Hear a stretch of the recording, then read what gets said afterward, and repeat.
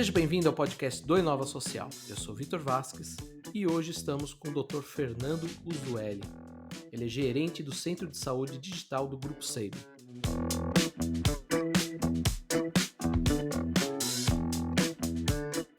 Dr. Fernando, seja bem-vindo. Prazer é meu, Vitor, em estar participando do podcast. Estou aqui para a gente bater um papo.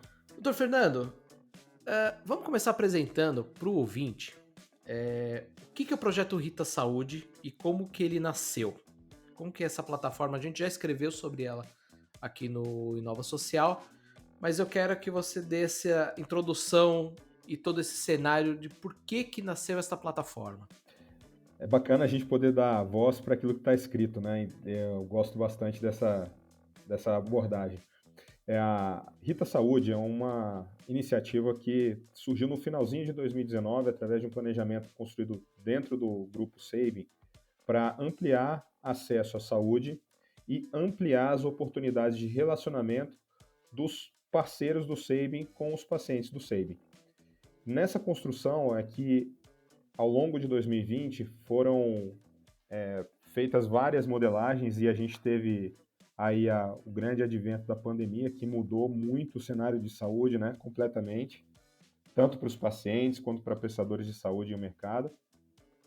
E nesse caminho é que a gente foi fazendo as modelagens necessárias para poder criar uma solução que, de fato, trouxesse algo novo para o mercado, uma proposta diferente, e que atendesse aquilo que a gente tem enquanto valor, propósito, missão, visão e, principalmente, no contexto de inovação social, que o Sabin já tem uma marca bastante garantida aí com o Instituto, né?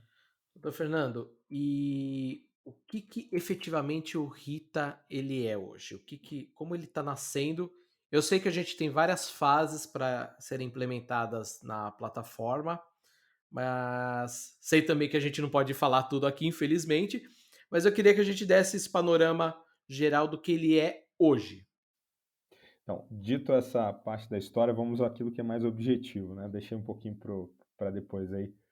Hoje a Rita Social é um centro de saúde digital que, por definição, né, tem o princípio de fazer saúde digital num alinhamento com a estratégia da Organização Mundial da Saúde e da estratégia do Ministério da Saúde, que é ampliar acesso com ganho de qualidade usando ferramentas de tecnologia de informação e comunicação. Então, essa é a definição, né, de saúde digital. O emprego puro e simples de tecnologia ele não garante a entrega de saúde digital para o usuário. Então, o que nós oferecemos hoje é uma equipe de médicos e enfermeiros que fazem um acompanhamento em regime exclusivo para esses pacientes que estão conosco com uma assinatura no Plano Vida, como consta lá no site.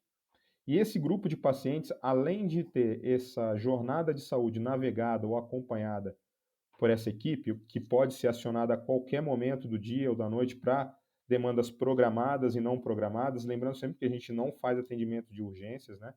Não é essa a proposta. E dentro desse contexto, caso esse paciente precise, ele é direcionado para um ambiente de marketplace que foi construído, onde ele tem acesso a consultas com especialistas focais, que são aqueles especialistas que atendem às demandas que o médico de família muitas vezes não consegue atender, cardiologista, ginecologista, urologista, por exemplo, e acesso a uma tabela de exames com desconto, além de um acesso também a medicamentos com desconto, que é a próxima etapa que a gente já está avançando para poder concluir. E nessa jornada toda, né, o que a gente traz de inovação, principalmente, além da coordenação e do acompanhamento do paciente, é que ele pode fazer isso de duas maneiras. Uma, como a gente já disse, né, com uma assinatura de R$ 39,90, a equipe acompanhando, ou outra, né, ele fazendo isso individualmente, que esse produto ainda não está pronto, né, ele está pronto, mas não está à venda, que é o acesso simples ao marketplace, onde a partir dali ele pode ter acesso a exames e consultas com preços diferenciados. Tentando ilustrar para quem está nos ouvindo, não dá para a gente dizer que é um plano de saúde, porque ele funciona de uma forma totalmente diferente, mas a gente pode falar que ele está entre um híbrido de um plano de saúde e uma telemedicina? Ou eu estou indo para o caminho errado?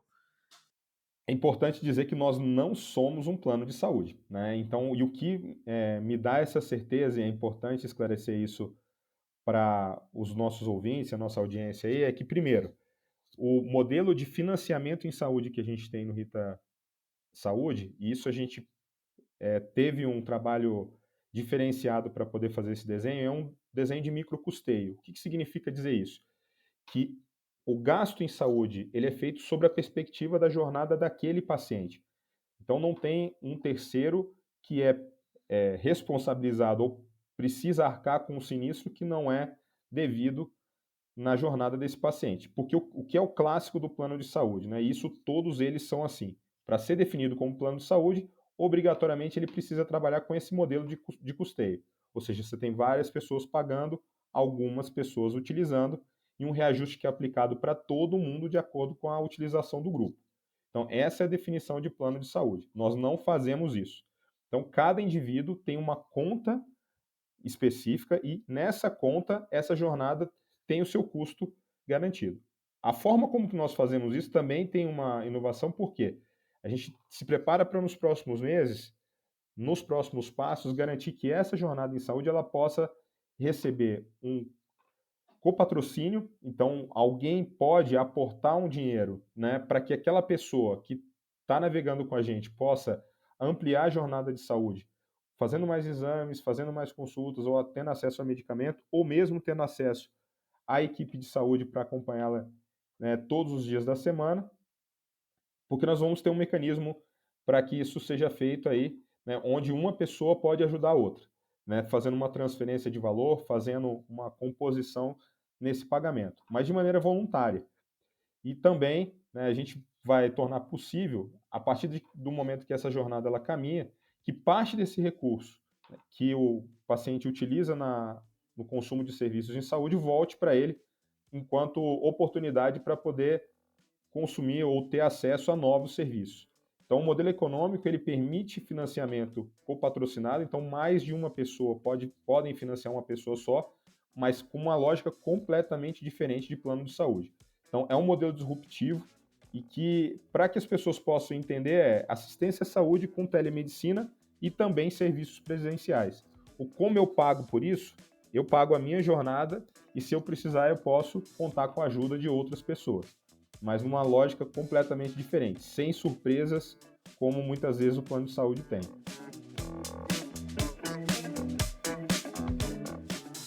Falando um pouco então desse modelo de negócios, a inovação social é um dos pilares do Sabin. A gente vê isso porque o próprio Inova Social é uma iniciativa do Instituto Sabin, que está dentro do grupo também. Eu queria falar um pouquinho mais sobre como funciona esse modelo de negócio de impacto do Rita. Isso que você está falando de poder ser ajudado, isso é muito legal, mas também é muito disruptivo porque talvez seja um pouco estranho para quem não está acostumado. Para a gente aqui que está acostumado com crowdfunding, com esses novos formatos da internet, eles funcionam muito bem. Agora, talvez para o usuário comum não. Então eu queria falar um pouquinho sobre esse modelo de negócio e tentar destrinchar ele um pouco mais, explicar um pouco mais para o usuário como que isso vai acontecer. Então, como isso vai acontecer? E aí, é importante dizer para qual público ou para qual persona esse produto tem sido construído, né? Esse produto ele tem sido construído para aquelas pessoas que têm necessidade ou têm nas suas dores o acesso à saúde. Então, aí uma das coisas que a gente, no desenho do Rita Saúde, a gente preservou bastante foi a relação do SEIB com todos os nossos parceiros e prestadores. Nesse sentido, essa solução ela surge para aqueles pacientes que têm, dentro das suas dores, a dificuldade de ter um acesso e quer seja pelas mais diversas situações, uma delas a questão econômica, e que para essas pessoas a gente acredita que a curva de Rogers, né, ela pode ter um perfil um pouquinho diferente. Por quê? Porque a gente está procurando justamente atender pessoas que estão procurando um caminho, Desculpa te interromper, sem problema. mas eu acho que vale a pena a gente explicar um pouquinho o que é a curva de Rogers para o ouvinte. Vamos lá então. Curva de Rogers foi definida como uma curva de aceitação de produtos de inovação ao longo do tempo, né? E ela tem um formato muito parecido com o U invertido, em que em dois momentos, né, você tem no início uma quantidade pequena de pessoas que adotam esse produto, no meio uma quantidade grande de pessoas que consomem isso e mais ao final, né, um grupo de pessoas que passa a consumir esse produto por efeito quase que de comportamento aí já do restante do grupo, né? E todo produto de inovação e principalmente produto disruptivo que se propõe a trazer um novo valor para o mercado, ele começa por essa parte mais à esquerda do Whey, com um pequeno quantitativo de pessoas que adotam. E são pessoas que justamente conseguem entender primeiro, né, dentro de modelos que muitas vezes são de difícil compreensão porque são muito novos. Então, vender um plano de saúde ou oferecer um cartão de benefício, isso é muito mais simples. Como nós não somos nem cartão de benefício e nem plano de saúde, a gente sabe que nessa etapa inicial, a gente, além de ter um bom diálogo, uma boa comunicação com aqueles que estão procurando acesso à saúde, vai existir necessidade aí de uma etapa de evangelismo que a gente está preparado para fazer através das nossas ferramentas de comunicação. Legal. Você citou aqui Curva de Rogers, os parceiros. Então eu queria falar de um universo um pouco mais amplo. A gente ia um pouco além do Rita. Depois a gente volta ao Rita novamente. Telemedicina, ela foi acelerada e impulsionada por todo esse contexto de pandemia. Nós tínhamos, antes da pandemia, discussões sobre telemedicina e nos últimos 12 meses, vamos assim dizer, 18 meses, enfim, a gente teve um boom, né? Onde você vê que a gente ainda precisa aprimorar e onde a gente está trabalhando bem ainda nesse cenário, na sua visão? A telemedicina ela precisa ser compreendida como uma nova abordagem propedêutica. O que, que é isso, né? Propedêutica, para quem é médico, isso é uma coisa simples, mas para quem não é, bem difícil, é uma palavra esquisita, né? Mas é uma nova forma de abordar a avaliação desse paciente. Então, o que a telemedicina se propõe a fazer é trazer mais uma ferramenta dentro de um contexto para se construir essa relação médico-paciente e apoiar a tomada de decisão em conjunto, que eu acredito que isso sempre deve ser feito assim, entre o médico e o paciente, sobre o que é necessário para o melhor cuidado daquele paciente naquele momento. Sem dúvida nenhuma, o que a gente tem visto é que a telemedicina é uma ferramenta sensacional para poder garantir principalmente acompanhamento para os pacientes que já vêm sendo atendidos. Pontos importantes no momento que a gente vive hoje. As ferramentas elas estão postas, existem das mais diversas soluções, customizadas dos mais diferentes tipos e aos mais diferentes preços, né? Desde o gratuito até preços com assinaturas bem mais arrojadas. O que muda, né, do cenário de 2019 para o cenário de 2021 com esse advento da pandemia é uma necessidade mais intensa ainda de uma regulamentação e de segurança para que se possa fazer isso. O que aconteceu, né, foi uma resposta da autoridade pública diante de uma necessidade de ampliação de acesso. E a gente não tem dúvida disso, que a telemedicina tem um forte papel para ampliar acesso, que está super alinhada com a estratégia da Organização Mundial de Saúde dos 3 bilhões. Né? Um dos 3 bilhões é ampliar em 1 bilhão o acesso à saúde para quem não tem. Né? Então, nesse contexto, é que a gente não tem dúvida nenhuma que a telemedicina veio para ficar, é uma ferramenta excelente, com um uso adequado, garante uma entrega de cuidado muito adequada para aquilo que ela se propõe. É claro que não dá para fazer telemedicina com absolutamente tudo neste momento, mas dá para se fazer muito e dá para se ampliar muito o acesso nesse momento. E que ela precisa de regulamentação para que a gente possa dar os próximos passos com segurança e principalmente no ambiente de negócio do Brasil, que se possa fazer planejamento, construção e investimento de maneira a ter um terreno mais sólido aí para que isso seja perene, né, e garanta um retorno necessário.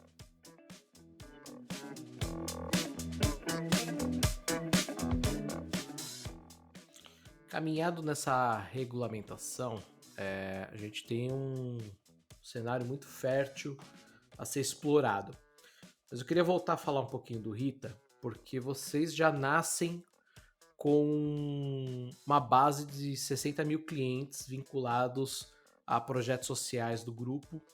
E isso dá uma atração muito forte para um projeto que está nascendo principalmente um projeto, como você mesmo disse, disruptivo, né? Queria entender um pouquinho mais como que funciona isso, como nascer já com 60 mil clientes já nessa correlação, né?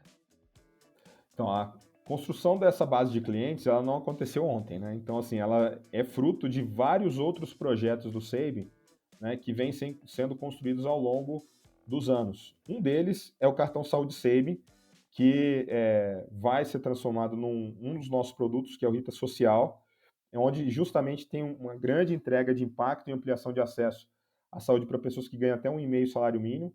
E a ideia justamente é somar benefícios. Então, aquilo que antes era só uma tabela com descontos para preços acessíveis, né, para garantir acesso à saúde, agora ela passa a oferecer outros benefícios também para essa base de clientes que já vinha conosco. Então, aí a gente, daí vem essa nossa base de clientes de 60 mil. Além disso, a gente, nesse momento agora, né, como está anunciado aí nas outras plataformas e no próprio site mesmo, o foco está mais no diálogo com empresas. Então, assim, até o aplicativo hoje, para o B2C, ele tem alguns bloqueios, né, porque a gente está muito focado agora, né, para poder fazer essa primeira oferta no B2B. Então, nas etapas seguintes, a gente vai fazer essas implementações. E aí o que a gente é importante dizer é isso, né? Que assim, essa tração que a gente tem, ela não foi construída de um dia para o outro. A Rita Saúde, ela não é uma tentativa do Sabin, né? Mas é um projeto de longo prazo que vem bem estruturado, né? E que foi lançado no momento em que a gente está mais maduro. Então assim, não, às vezes fica pensando que muitas outras iniciativas surgiram em 2020, né? Aí a pergunta às vezes, pô, o Sabin lançou mais uma, não foi isso, né? Então, assim, a Rita Saúde ela é fruto de uma construção de ampliação de acesso que vem já de longa data e que agora amadurece para poder fazer uma proposta mais consistente, robusta e com maior diversidade de oferta. Doutor Fernando, para a gente já ir caminhando aqui para o fim do nosso bate-papo, como que você vê esse futuro da telemedicina e como que o Rita pode integrar todo esse cenário, falando especificamente de Brasil? Acho que falar de mundo também é um desafio muito grande, então vou falar especificamente de Brasil. Dentro do cenário brasileiro, a gente não tem dúvida que a telemedicina, como ferramenta associada a uma iniciativa de negócio como a Rita Saúde, pode alcançar muitas pessoas que hoje precisam de acesso à saúde e não conseguem encontrar num formato que amplie acesso com qualidade usando ferramentas de tecnologia e informação como a gente propõe. Então, existe um Brasil de oportunidades, né? O Sabin conhece bem esse cenário do Brasil profundo, digamos assim, né? Como parafraseando um ex-ministro, mas que de fato, assim, se tem alguém que conhece o interior do Brasil em termos de saúde suplementar, principalmente, é o Sabin. Então a gente não tem dúvida que essa ferramenta ela pode alcançar pessoas que estão muito distantes e que com o benefício de um bom atendimento e principalmente, né, que é onde a gente acredita que a gente tem uma entrega de valor mais importante, que é no centro de saúde digital, com a possibilidade do acompanhamento, né, as pessoas vão ter uma saúde melhor, sem dúvida nenhuma, e a gente vai conseguir garantir essa expansão aí com qualidade. Doutor, queria agradecer sua participação. Eu deixo agora esse último pedacinho do podcast aqui aberto a você convidar o ouvinte a conhecer, deixar qualquer recado aí. Eu sei que tem muito a se falar ainda, então eu deixo aberto para você. Queria agradecer quem ouve a gente e dizer que a gente está aberto a conversar com iniciativas, né, de impacto social. O Instituto ele tem, através do Gabriel Cardoso, que é o head do Instituto hoje, né, capitaneado essas iniciativas, e a gente está aberto a essas conversas via Instituto, e dentro em breve nós vamos trazendo mais novidades aí. O site é o ritasaude.com.br, né, para quem tiver interesse, basta acessar o nosso site, tem muita informação lá, e a gente vai comunicando. Doutor, mais uma vez queria agradecer e o ouvinte a gente se vê no próximo programa. Até lá, tchau.